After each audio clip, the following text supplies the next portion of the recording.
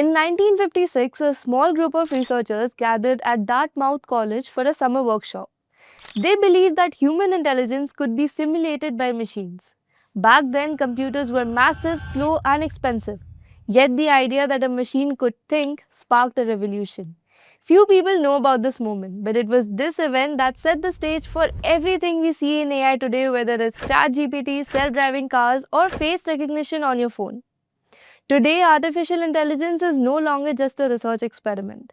It has become an integral part of our daily life. But behind every AI powered system, there is a professional who builds, trains, and deploys these models into real world applications. And that's the role of an AI engineer. So, who exactly is an AI engineer? To understand that, let's meet Sophie.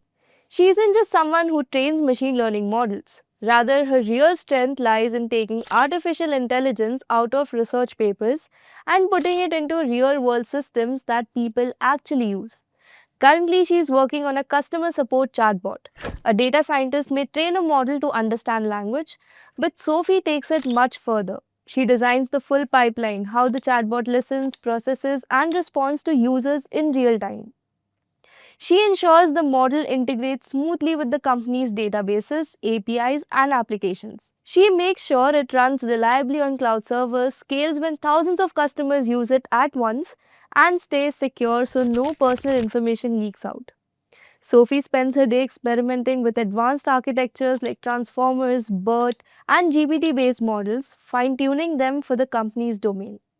But she knows accuracy isn't everything. The real challenge is optimization, making sure these heavy models don't crash when deployed. And again, Sophie's role doesn't end at just deployment. AI systems aren't static like traditional software. They learn, adapt, and sometimes even drift away from their original purpose. Sophie monitors her chatbot in real time, checking if it's still giving correct answers, spotting when it makes mistakes, and retraining it with fresh data. In this No BS AI Engineer Roadmap for 2025, we'll walk step by step through everything you need to know, right from mathematical foundations and Python programming to machine learning, deep learning, and generative AI. So let's dive right in. The very first step is to get comfortable with the language of AI. Let's quickly walk through some of the common terms. One is LLMs or large language models. These are the engines behind tools like ChatGPT and Claude. They process huge amounts of text data and can generate human like responses. Second, inference. This is simply the process of using a trained model to make predictions or generate outputs. Think of it as putting the AI to work. Third, training. This is the opposite of inference. This is when we actually teach the model using data until it learns patterns and improves its accuracy. Fourth, RAG or retrieval augmented generation. This is a fancy way of saying combine an LLM with a knowledge base so the model can give more accurate, up to date answers. Fifth, prompt engineering. Crafting better instructions for AI models to get the output you want. Sixth, AI agents. These are systems that don't just respond but actually take actions, make decisions, and complete tasks on your behalf. And finally, AI versus AGI. AI today is narrow, solving specific tasks, while AGI or artificial general intelligence is the futuristic idea of machines that can think like humans across any domain. Now that you understood the key terms, the second step in your AI engineer journey is to learn how to use pre-trained models. Pre-trained models are AI systems that have already been trained on massive amounts of data by big research labs. Instead of starting from scratch, which would take millions of dollars and months of compute, you can take these models and apply them directly to your own tasks. The benefits of doing so are that they save you time and resources. They often achieve state of the art performance right out of the box, and most importantly, they let you focus on solving problems, not reinventing the wheel. But of course, there are some limitations to keep in mind. Like pre trained models can be biased because they learn from the data they were trained on. They may also be too large and expensive to run for smaller projects. And sometimes they might not perfectly fit for your use case. So you might need to fine tune them. Now let's look at some popular pre trained models you'll likely work with as an AI engineer.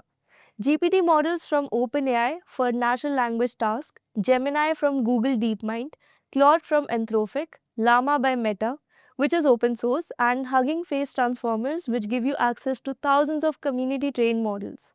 As an AI engineer, your role isn't always to build a brand new model. It's to take these pre-trained giants and integrate them into real-world applications. Moving on to step 3, OpenAI and other models. Once you understand the idea of pre-trained models, it's time to dive into the ones you'll actually be working with. And the first stop here is OpenAI models. OpenAI's GPT models are some of the most widely used today. They can handle a wide range of tasks: writing, coding, reasoning, and even generating structured outputs. Two important things you need to know about them are capabilities and context length. Here, each version of GPT has a different context window, which is how much information the model can remember and process at once. The larger the context length, the more data you can feed it for accurate responses. Second is cutoff dates and knowledge. Every AI model has a knowledge cutoff date, meaning it doesn't know anything beyond the point when it was trained. For example, a model trained in 2023 won't know about events in 2025 unless it's connected to real time tools. But OpenAI isn't the only player here. As an AI engineer, you'll need to be aware of the other popular models and platforms as well. There is Anthropic's Claude, known for its safety focused design and long context windows. Google's Gemini, which is highly capable for multi model inputs and integration with Google's ecosystem. Azure AI, which is a Microsoft's platform. Then there is AWS SageMaker, used to train, deploy, and scale models on Amazon's infrastructure. Hugging Face models, an open source hub with thousands of models you can use and fine tune. And then there's Mistral AI, which has open weight models focused on efficiency and speed. Now, the next step is to learning how to actually use these AI models in practice. And one of the best places to start is the OpenAI platform. This is where you get hands on with APIs and tools that bring AI into real applications. Here's what you'll work with: OpenAI API. This is your gateway to interact with models like GPT. You send a request, the model processes it, and you get a response. Chat Completions API. This is designed for conversation style interactions. This is what powers chatbots and assistants. These are the instructions you give the model. Then there's OpenAI Playground. This is a browser based tool where you can experiment with prompts and settings before you integrate them into code. Now, beyond just calling the API, you also need to understand fine tuning. This is where you take an existing model and customize it with your own data so it performs better on your specific task.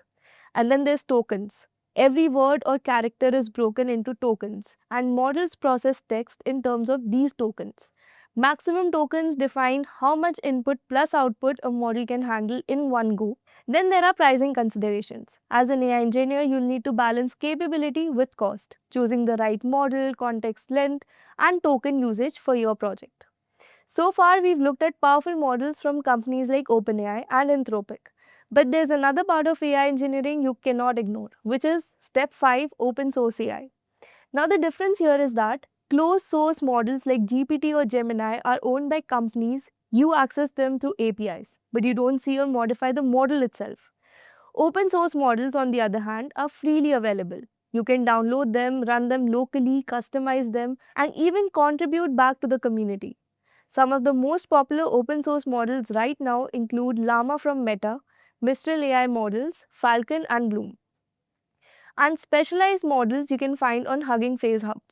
Speaking of Hugging Face, it's basically the GitHub of AI. On their hub, you can browse thousands of models, datasets, and tasks, from translation to summarization to sentiment analysis. You can explore Hugging Face's model cards, which tell you how a model works, its strengths and limitations. Once you pick one, you can run it using the Inference SDK for Python, or even directly in your browser with transformers.js. For local setups, tools like Ollama and the Ollama SDK make it easy to download and run LLMs on your machine without relying on the cloud. The advantage here is flexibility. You're not blocked into one provider. But the trade-off is that you may need stronger hardware and you'll be responsible for managing and optimizing the models yourself. Now let's move to step 6, embeddings and vector databases. Embeddings are simply numerical representations of data like words, sentences, or even images mapped into a high-dimensional space. Basically, embeddings capture meaning and relationships, not just raw text. Once your data is represented as embeddings, you can do all kinds of intelligent tasks through semantic search, where instead of matching exact keywords, AI can search by meaning. For example, if you search physician, it can also return results for doctor.